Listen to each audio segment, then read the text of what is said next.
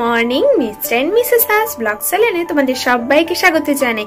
তো বন্ধুরা, তোমরা সবাই কেমন আছো? আশা করি সবাই ভালো আছো এবং সুস্থ আছো। আমরাও কিন্তু বেশ ভালো আছি। তো বন্ধুরা, আজকে তোমাদের সাথে আমি যে ভিডিওটা শেয়ার করছি সেটা হচ্ছে মহালয়ার আগের ভিডিও। মানে আমি মহালয়ার আগে যে ঘর পরিষ্কার করেছিলাম ওইসবের উপরের ভিডিও। কিন্তু হ্যাঁ, ওই ভিডিওটা তোমাদের সাথে এখনো পর্যন্ত শেয়ার করেছিলাম না। আসলে ননদের বাড়ির যে শ্বশুর মশাই শ্রাদ্ধ ছিল, ওই ভিডিওটা ছাড়তে ছাড়তে এতটাই লেট করে ফেলেছিলাম যে ঘর ছাড়ার ভিডিওটা তোমাদের সাথে শেয়ার করা হয়নি। ততক্ষণে মহালয়া চলে এসেছিল। তো ভাবলাম আগে তোমাদের সাথে মহালয়ার ভিডিওটা শেয়ার করে দিই, তারপরে না হলে ঘর ছাড়ার ভিডিওটা শেয়ার করে দেবো। আমি জানি তোমরা একটু ম্যানেজ করে নিতেই পারবে, তাই না? তোমরা যেহেতু আমার ফ্যামিলি মেম্বার, আর ফ্যামিলি মেম্বারে ম্যানেজ করবে না তা কি কখনো সম্ভব? তো চলো আজকে তাহলে সারা দিনটা কিভাবে কাটাই ওটা কিন্তু তোমাদের সাথে এই ভিডিওর মাধ্যমে আমি শেয়ার করব। তো তোমরা ভিডিওটা দেখতে থাকো। আর হ্যাঁ বন্ধুরা, আমার এই ভিডিওটা যারা প্রথম আজকে দেখছো আর যারা আমার চ্যানেলে নতুন, তারা অবশ্যই কিন্তু আমার চ্যানেলটাকে সাবস্ক্রাইব করে আমার পাশে থেকো। তাহলে চলো আজকের মতো ভিডিওটা শুরু করি। তো বন্ধুরা, আজকে কিন্তু মহালয়ার আগে কিন্তু একদিন সময় বের করে আমি কিন্তু লেগে পড়েছিলাম ঘরদোর পরিষ্কারের কাজ। সকালবেলায় আমি প্রথমে ঘুম থেকে উঠে পাপানসোনাকে স্কুলে পাঠিয়ে দিয়েছিলাম। তারপরেই বাড়িতে এসে একটা সময়ও নষ্ট না করে ঘর ঝাড়ার কাজে লেগে পড়েছিলাম। জানতাম আজকে অনেকটাই লেট হবে, ওই জন্য তাড়াতাড়ি না বসেই সমস্ত কাজ শুরু করে দিয়েছিলাম। প্রথমেই তোমরা দেখতে পেলে আমি ঘরটা ঝেড়ে নিলাম। তারপরেই দেখো এই দেওয়ালগুলা কিন্তু মেজে ভালো করে পরিষ্কার করে দিচ্ছি। আর আমাদের এই যে সামনের ঘরটা, মানে যে ঘরে খাওয়া দাওয়া হয়, এই ঘরটাতে একটু বেশি নোংরা হয় সব। আসলে রাস্তার ধারে বাড়ি তো সব সময় গাড়ি যাতায়াত করে সমস্ত ধুলোটাই কিন্তু জানলা দিয়ে ওই খাবার ঘরেই সব সময় আসে। তাই জন্য এই ঘরটা একটু বেশি নোংরা হয়। তোমরা আশা করি আমার ভিডিওতে দেখেছো। তো পুজো আসছে, ঘর কি পরিষ্কার করবো না? তাই জন্য সমস্ত জিনিস আজকে বের করে আমি ভালো করে কিন্তু র্যাকগুলোও পরিষ্কার করে দিচ্ছি।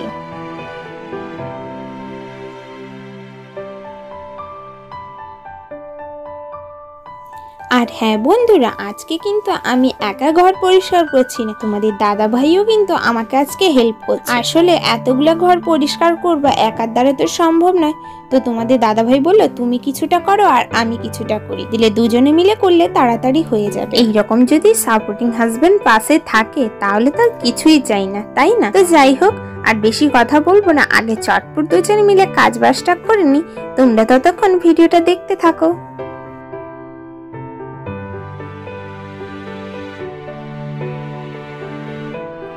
সামনের ঘরটা পরিষ্কার করার পর এবার কিন্তু আমি আমার বেডরুমটাও পরিষ্কার করে নিচ্ছি। আর বেডরুমের ভেতর থেকে কত নোংরা, কত কাগজ, কত কিছু বেরিয়েছে দেখেছো? আর ওষুধ দেখো কত বেরিয়েছে। আসলে আমার তো এমনি সবসময় কিছু না কিছু শরীরে লেগেই থাকে, তার সাথে আপনার তোমাদের দাদা ভাইরও আছে টুকটাক ওষুধ। তিনজনের ওষুধ মিলিয়ে ঘরে এত ওষুধ জমা হয়ে গেছিল যে আমাকে শেষমেশ অর্ধেক ওষুধ বের করে ফেলে দিতে হচ্ছিল। আসলে আমি তো খুব একটা ওষুধ খেতে চাইতাম না, আমাকে জোরমার করে তোমাদের দাদা ভাই খাওয়াতো। যতটুকু খাওয়াতো খেতাম, আর বাদ বাকিগুলো নষ্টই হতো। তো যাই হোক, ঘরটোর ভালো করে ঝেড়ে নেওয়ার পরে খাটের নিচ টিচ আমি কিন্তু এবার আমাদের ঘরের ভিতরে ফ্যানটাকেও খুব ভালো করে পরিষ্কার করে নিচ্ছি।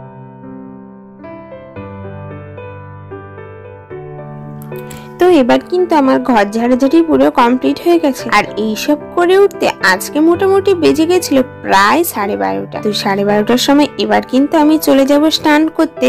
তারপরে আছে ঘরে পুজো পাঠ, সবটাই করতে হবে। তো বেশি লেট করব না। আর তোমাদের সাথে হয়তো আমি পুরো ভিডিওটা শেয়ার করতে পারিনি, তার জন্য খুবই দুঃখিত। যতটুকু পেরেছি ততটুকুই তোমাদের সাথে শেয়ার করেছি। আর আমার এদিকে দেখো বেডরুমটাও কিন্তু ঝাড়া মোছা করে নেওয়ার পরে খুব সুন্দরভাবে গুছিয়েও নিয়েছি। তো যাই হোক, এবার চলো আমি আগে চট করে স্নান করে আগে পুজোটা করে নিই। তো এবার কিন্তু আমি স্নান করে ঠাকুর ঘরে চলে এসেছি। আর ঠাকুর ঘরে এসেই কিন্তু আমি ঠাকুরের সামনেটা ভালো করে আমি মুছে নিয়েছি।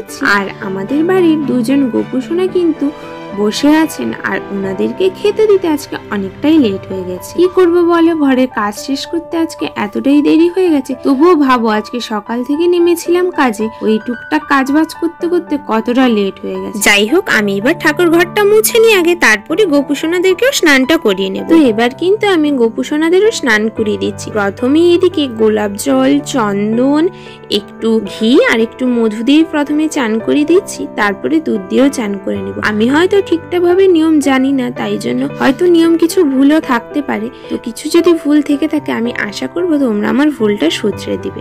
তো যাই হোক, প্রথমেই দেখো চন্দন গোলাপ জল দিয়ে স্নান করার পরে তারপরে এবার কিন্তু আমি দুধ দিয়ে গোপুসোনাদেরকে স্নান করিয়ে দিলাম। গোপুসোনাদের ভালো করে স্নান করিয়ে নেওয়ার পরে এবার দেখো গোপুসোনাকে আমি জামাটা পরিয়ে দিলাম, তারপরে একে একে গোপুসোনার সমস্ত যা গয়না আছে সেগুলোও পরিয়ে দেবো। প্রথমে দেখো গোপুসোনার মাথায় চুলটা দিয়ে দিলাম। তো চুল দেওয়ার পরে মনে পড়লো গোপুসোনার গলায় তো হারটা দেওয়া হয়নি, তাই জন্য আগে হার পরিয়ে দিলাম, তারপরে চুলটা দিলাম, তারপরে একে একে হাতে চুড়ি, তারপরে বাঁশি যা যা ছিল গোপুসোনাকে সুন্দরভাবে সাজিয়ে দিচ্ছি, তোমরা দেখতে পাচ্ছ। লাস্টে গোপুসোনার মুকুটটা যেটা ছিল ওটাও কিন্তু আমি গোপুসোনাকে পরিয়ে দিলাম। তো এবার কিন্তু আমার দুজন গোপুসোনাকে সুন্দরভাবে সাজিয়ে দিয়েছি। আর আমাদের দুজন গোপুসোনাকে কেমন লাগছে তোমরা একটু কমেন্ট করে জানিও তো। তো এবার দেখো গোপুসোনাদেরকে আমি ফুল দিয়ে দিলাম, তারপরে আমাদের ঘরের লক্ষ্মী ঠাকুর ওনাকেও ফুল দিলাম। একে একে সমস্ত ঠাকুরের কাছে ফুল দিয়ে দেবো। গাছে যতটুকু ফুল ছিল সব ফুল তুলে নিয়ে এসেছি।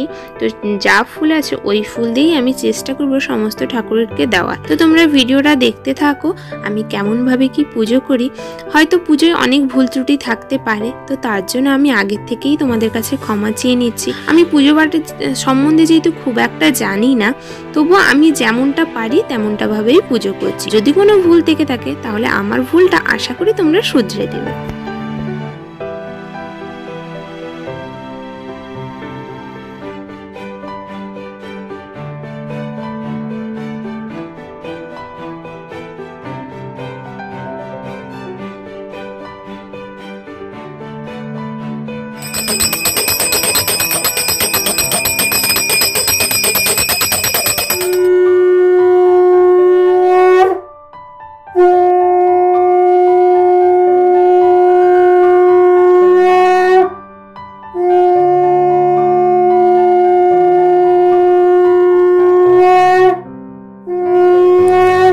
এবার কিন্তু আমার পুজো পাঠ পুরোপুরি কমপ্লিট হয়ে গেছে। তো এবার কিন্তু আমি ছাদে চলে যাব, আর কি বাজার হয়েছে দেখে নেব, তার সাথে কি কি রান্না বান্না করি ওটাও কিন্তু তোমাদের সাথে পুরোটা শেয়ার করব। তো তোমরা ভিডিওটা দেখতে থাকো। আজকে বাজার থেকে বহুত দিন পর একটা নতুন জিনিস এসেছে। কি বলো তো? এটা হচ্ছে খড়ের ছাতু। অনেকেও মাশরুম বলে থাকে, কিন্তু আমরা বাঙালি ভাষায় খড়ের ছাতুই বলে থাকি। তো এই ছাতুটা ঘরে চিংড়ি মাছ দিয়ে রান্না করলে এতে যা দুর্দান্ত লাগে না বলার না। তো বাবাও কিন্তু আজকে নিয়ে এসছে চিংড়ি মাছ আর ছাতু। আমি এটা কিভাবে রান্না করি এটা কিন্তু তোমাদের সাথে পুরোটাই শেয়ার করব। তোমরা ভিডিওটা দেখতে থাকো।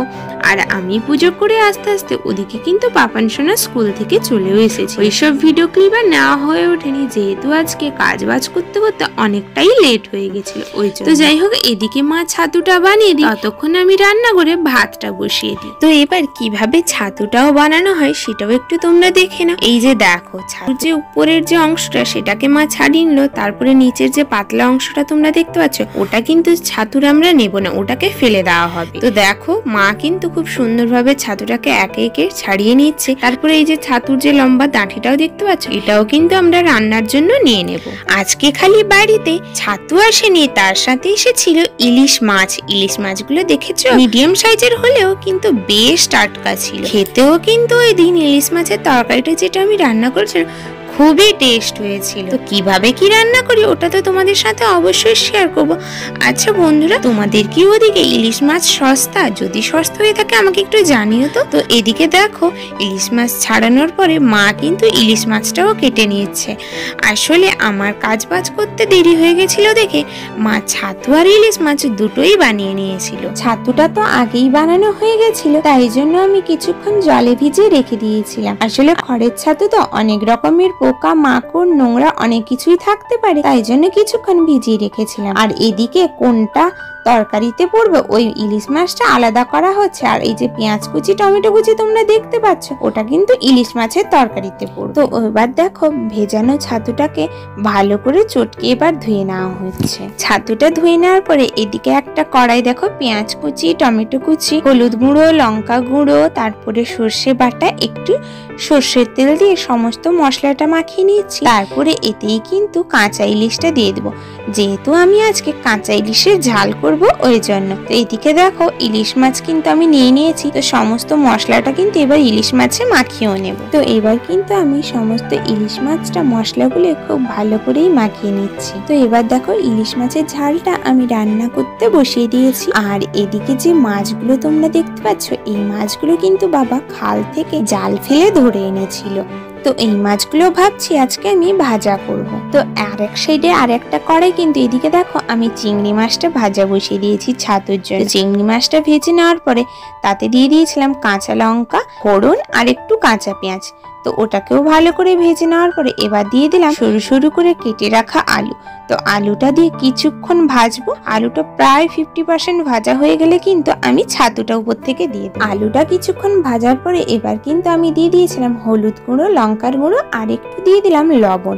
লবণ দেওয়ার পরে একটু দিয়ে দিলাম সর্ষে বাটা। তো সর্ষে বাটা দিয়ে কিছুক্ষণ নাড়ার পরে এবার কিন্তু আমি দিয়ে দেবো উপর থেকে ছাতুটা দিয়ে বেশিক্ষণ না, হাইয়েস্ট 5 থেকে 10 মিনিট রাখলেই কিন্তু আমার ছাতুর তরকারি পুরোপুরি রেডি হয়ে যাবে। তো ছাতুটা দিয়ে এবার কিন্তু আমি ভালো করে নাড়িয়ে নিয়ে কিছুক্ষণের জন্য ঢাকিয়ে রেখে দেবো যতক্ষণ না তেলটা না ছেড়ে যাচ্ছে। তেল ছেড়ে গেলেই ভাববে তোমার ছাতুর তরকারি পুরোপুরি রেডি হয়ে গেছে। তো ছাতুর তরকারিটা এবার কিন্তু দেখো আমি নেড়ে নিচ্ছি। তো নেড়ে নেওয়ার পরে কিছুক্ষণ এবার ঢাকা দিয়ে দেব। তো এবার দেখো তরকারিতে কিন্তু তেলটা ভালো মতনই ছেড়ে গেছে। আর এবারই কিন্তু আমার ছাতুর তরকারি পুরোপুরি রেডি হয়ে গেছে। তো এবার আমি ছাতুটা নামিয়ে নেব। তো রান্না বান্না কমপ্লিট করার পরে আমি কিন্তু সবাইকে খেতে দিয়ে দিয়েছিলাম। আর সবাইকে খেতে দেওয়ার পরে আমি কিন্তু খেতে বসে পড়েছি। আর তোমরা হয়তো দেখছো আমি কারোর সাথে একটা কথা বলছি, পাশেই তোমাদের দাদাভাই বসেছিল। তো খেতে খেতে আমি তোমাদের দাদাভাইয়ের সাথেই কথা বলছিলাম। তো আজকের ছাতুর রেসিপিটা তোমাদের কেমন লাগলো তোমরা কিন্তু অবশ্যই আমাকে কমেন্ট করে জানিও। তো এবার কিন্তু আমি চটপট খাওয়া দাওয়াটা করে নিই। আর হ্যাঁ, রান্না বান্না করতে করতে আমার একটা পার্সেল এসেছিল। তো সেটা কি পার্সেল এসেছে তোমাদেরকে আমি দেখাচ্ছি। আগে খাওয়া দাওয়াটা করে নিই তারপরে। তো এবার কিন্তু আমি খাওয়া দাওয়া করে চলে এসেছি তোমাদের সাথে আমার কি পার্সেল এসেছে ওটাই শেয়ার করতে। তো পার্পেল থেকে কিছু জিনিস অর্ডার করেছিলাম, সেগুলো হচ্ছে আমার কিছু মেকআপ প্রোডাক্ট শেষ হয়ে গেছিল ওগুলোই, যেমন ফেস ওয়াশ, তারপরে সানস্ক্রিন, তারপরে তোমাদের দাদাভাই বলেছিল একটা শ্যাম্পু অর্ডার করতে। আমার টুকটাক ফাউন্ডেশন এগুলো ছিল না, শেষ হয়ে গেছিল, সেই মতন আমি কিছু কিছু জিনিস অর্ডার করেছিলাম। তো হালকাই তোমাদেরকে দেখাচ্ছি, যেমন জোভেসের একটা ফেস ওয়াশ আর একটা ফেস স্ক্রাব অর্ডার করেছিলাম, তারপরে সুগার পপের একটা ফাউন্ডেশন অর্ডার করেছিলাম, আর জোভেসের একটা সানস্ক্রিন তোমরা যেটা দেখতে পাবে সেটা কিন্তু আমি ফ্রি গিফট পেয়ে গেছিলাম, তাই জন্য আলাদা করে আমাকে আর সানস্ক্রিনটা অর্ডার করতে হয়েছিল না। তো এই টুকটাক আমার পার্সেল ছিল। তো যাই হোক বন্ধুরা, আজকের ভিডিওটা কিন্তু এখানেই শেষ করছি। ভিডিওটা কেমন লাগলো তোমরা কিন্তু অবশ্যই আমাকে কমেন্ট করে জানিও। আর ভিডিওটা যদি ভালো লেগে থাকে তাহলে চ্যানেলটাকে লাইক কমেন্ট শেয়ার আর সাবস্ক্রাইব করে দিও, পাশে থাকার বেল আইকনটাও প্রেস করে দিও, তাহলে আমার চ্যানেলের যে কোনো ভিডিও নোটিফিকেশন কিন্তু আগে তোমরা পেয়ে যাবে। তো তাহলে আজকের মতন চলি বন্ধুরা, আবারও দেখা হচ্ছে তোমাদের সাথে নিত্য নতুন ব্লগের মাধ্যমে। ততক্ষণ কিন্তু সবাই সঙ্গে থেকো, ভালো থেকো এবং সুস্থ থেকো। চলি বন্ধুরা, টাটা।